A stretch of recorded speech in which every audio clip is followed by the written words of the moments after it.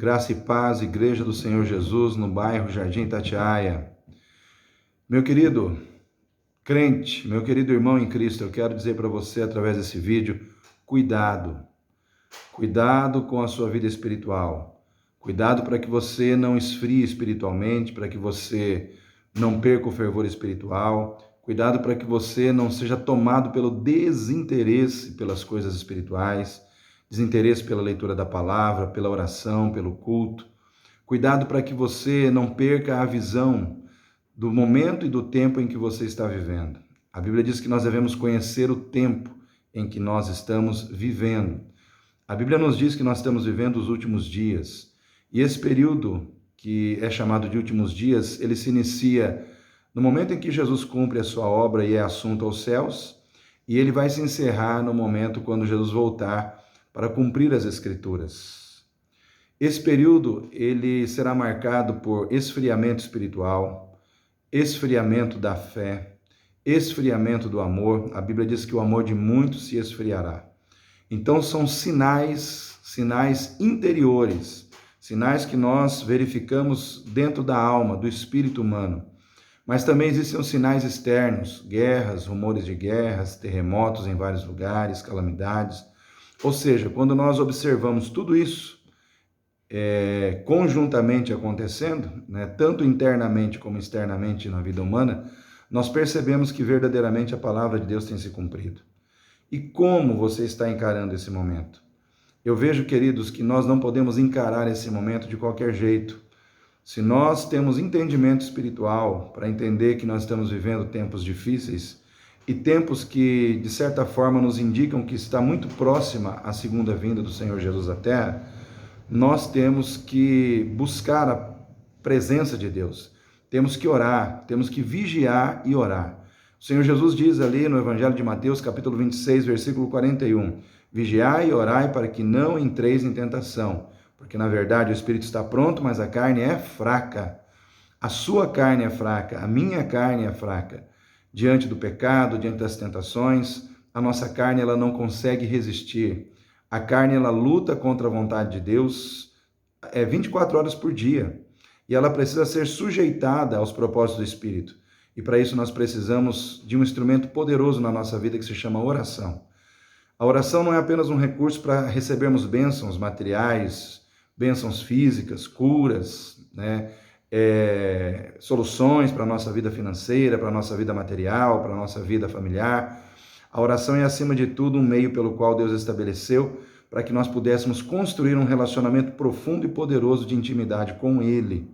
Porque Ele quer nos fortalecer. Ele quer trabalhar na nossa vida e nos dar toda a condição de vencer as adversidades, as tentações, tudo aquilo que foi colocado no nosso caminho para nos afastar da sua presença.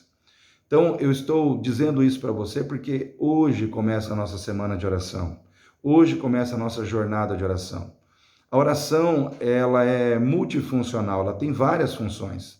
Ela tem a função de trazer, pela misericórdia de Deus e pela graça de Deus, bênçãos sobre a nossa vida.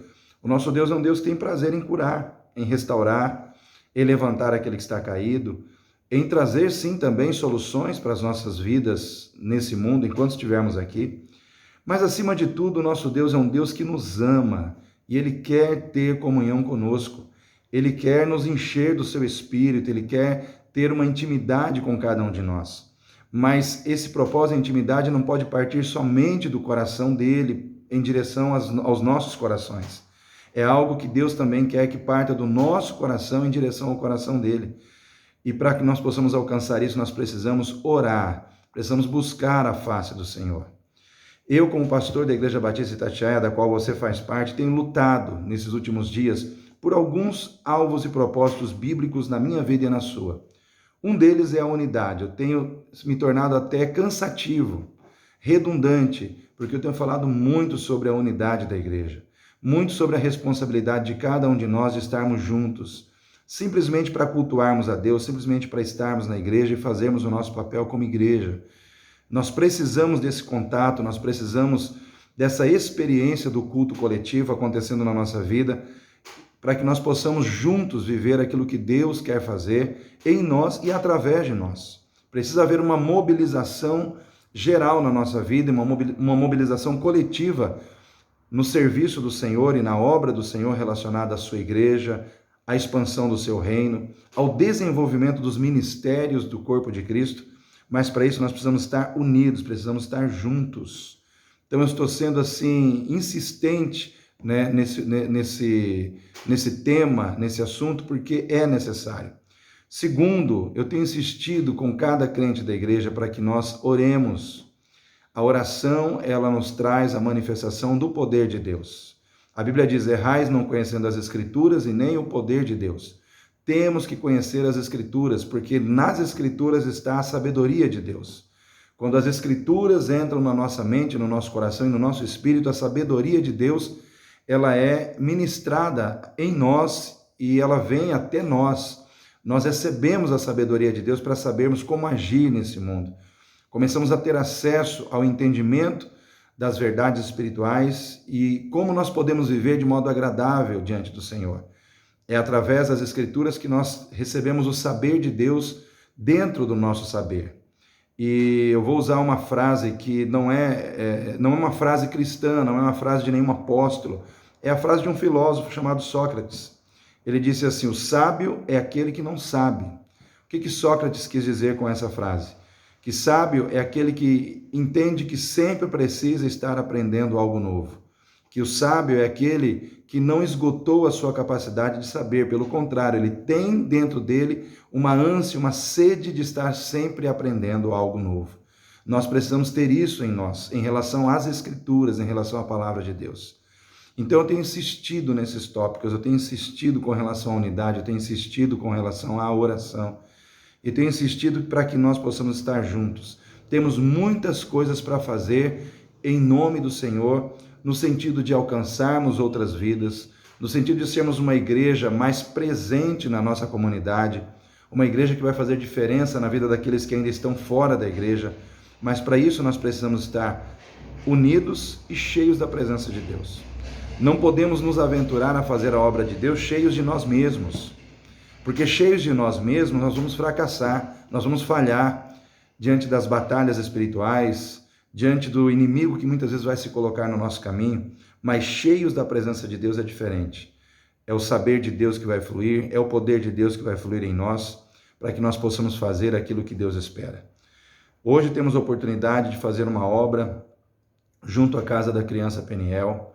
Temos aí um propósito de lançar aí essa campanha, né, de arrecadação de leite e de materiais de limpeza e higiene para entregar nesta casa.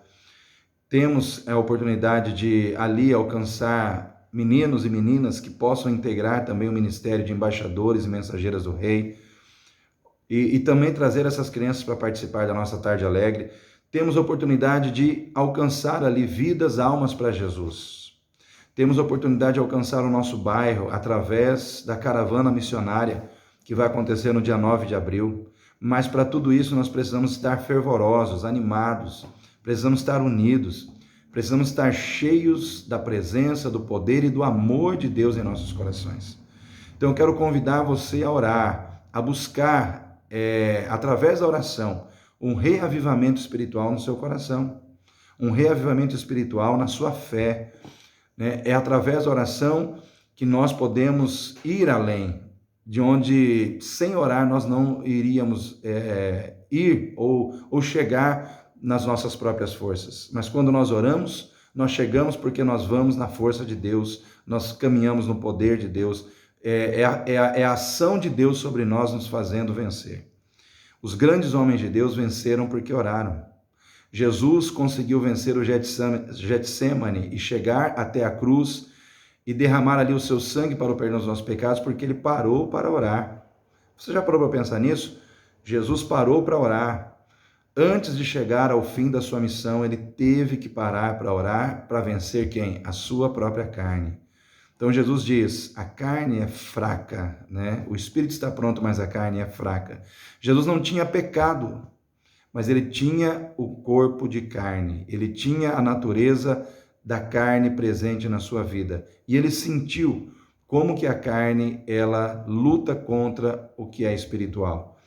Então, querido, eu quero deixar esse vídeo para você analisar, pensar, avaliar e fazer um esforço adicional para estar nessa semana ali na igreja, nem que seja um dia da semana, você tire para estar ali orando conosco, buscando a presença de Deus, se enchendo da presença de Deus, aumentando a sua intimidade com o Senhor, mas também aumentando a intimidade com os seus irmãos em Cristo Jesus, tá bom? Deus abençoe sua vida, fique na paz do Senhor Jesus.